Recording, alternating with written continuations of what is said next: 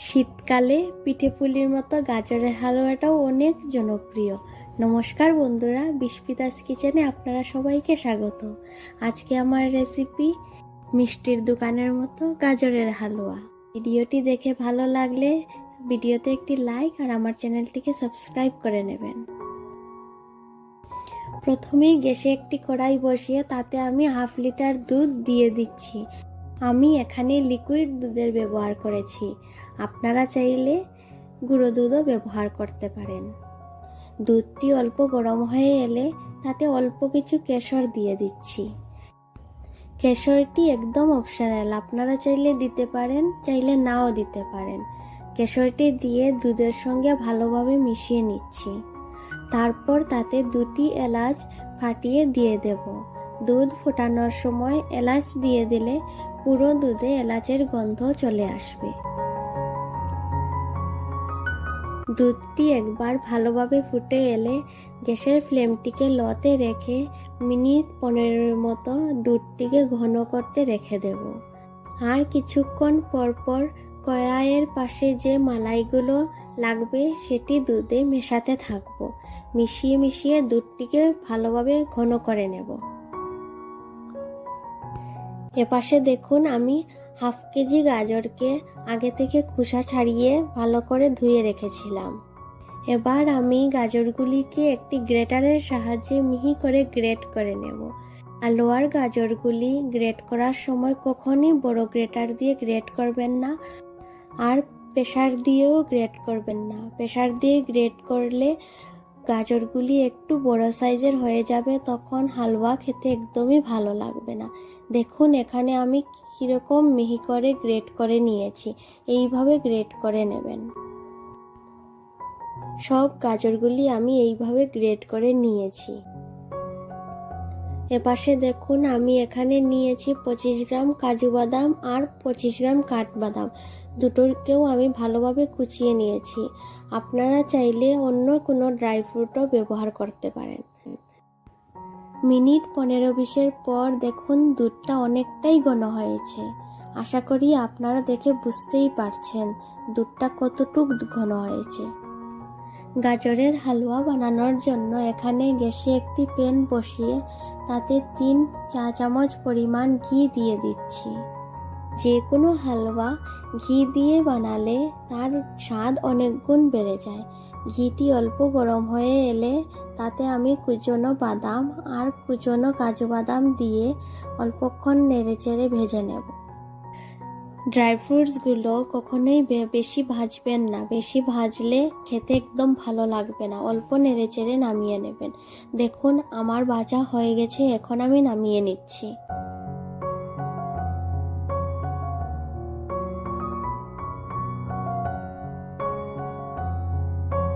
প্যানে যে ঘি রয়েছে তার মধ্যে দিয়ে দেব আগে থেকে গ্রেট করা গাজর। গাজরগুলো দিয়ে ভালোভাবে ঘিয়ের সঙ্গে ভেজে নেব। ভালোভাবে ঘিয়ের মধ্যে গাজর না ভাজলে গাজরের একটি কাঁচা গন্ধ থেকে যায়, তখন হালুয়ার গন্ধটা কখনই ভালো আসবে না। তাই গাজরটি ভালোভাবে ভাজা খুব প্রয়োজন। এইভাবে আমি কিছুক্ষণ গাজরটিকে ভালোভাবে ভেজে নিচ্ছি। গাজরগুলি কিছুক্ষণ ভেজে নেওয়ার পর 10 মিনিটের মতো ঢাকা দিয়ে দেব। 10 মিনিটের মতো ঢাকা দিয়ে দিলে গাজরটা অনেকটা সেদ্ধ হয়ে যাবে। 10 মিনিট পর দেখিয়ে দিচ্ছি গাজরটা কতটা সেদ্ধ হয়ে গিয়েছে। আমি মাঝে মধ্যে ঢাকা উল্টে অল্প নেড়েচেড়েও নিয়েছি। নিশ্চয়ই আপনারা দেখে বুঝতে পারছেন গাজরটা অনেকটাই সেদ্ধ হয়ে গিয়েছে।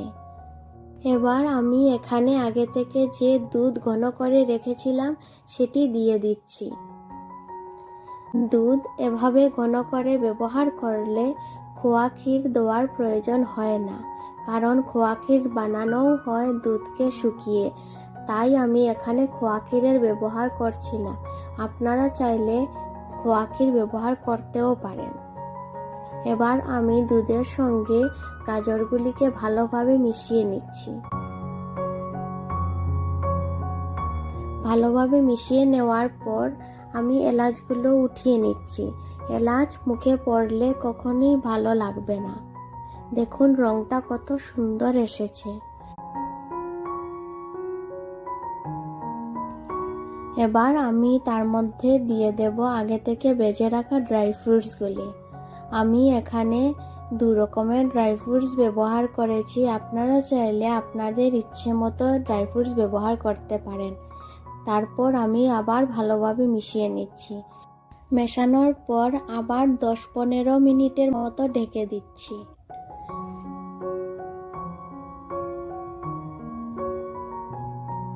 15 মিনিট পর দেখুন দুধটা পুরো শুকিয়ে গেছে আর গাজরটা পুরো সেদ্ধ হয়ে গিয়েছে। আশা করি দেখে বুঝতে পারছেন যে গাজরটা ভালোভাবে সেদ্ধ হয়ে গিয়েছে। আমি এখানে দিয়ে দিচ্ছি 150 গ্রাম পরিমাণে চিনি। হাফ কেজি গাজরের জন্য আমি এখানে 150 গ্রাম পরিমাণে চিনি নিয়েছি। আপনারা আপনাদের স্বাদ বুঝে ব্যবহার করবেন। চিনি দিয়ে আবার ভালোভাবে মিশিয়ে নিচ্ছি। চিনি দেওয়ার পর অল্প আবার পাতলা হয়ে যাবে, কিন্তু চিন্তার কারণ নেই, অল্পক্ষণ নেড়েচেড়ে নিলে আবার আগের জায়গায় চলে আসবে।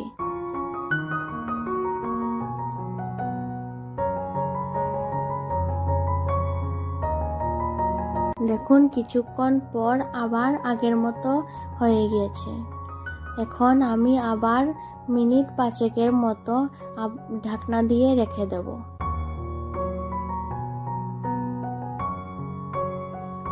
ঢাকনা খুলে আপনাদের 5 মিনিট পর দেখিয়ে দিচ্ছি হালুয়ার কালারটা কত সুন্দর এসেছে আর প্যান থেকে একদম ছেড়ে ছেড়ে আসছে। আমি এখানে আর ঘি দিচ্ছি না, কিন্তু আপনারা চাইলে আরও কিছু ঘি দিয়ে দিতে পারেন নামানোর আগে। গাজরের হালুয়া পরিবেশন করার জন্য একদম তৈরি। গাজরের হালুয়ার এই রেসিপিটি একবার অন্তত বাড়িতে ট্রাই করে দেখার অনুরোধ রইল। আশা করি আপনাদের ভালো লাগবে। আর আমার আজকের রেসিপিটি আপনাদের কেমন লাগলো আমাকে অবশ্যই কমেন্টে জানাবেন। যদি রেসিপিটি ভালো লেগে থাকে তাহলে ভিডিওতে একটি লাইক আর আমার চ্যানেলটিকে সাবস্ক্রাইব করে নেবেন।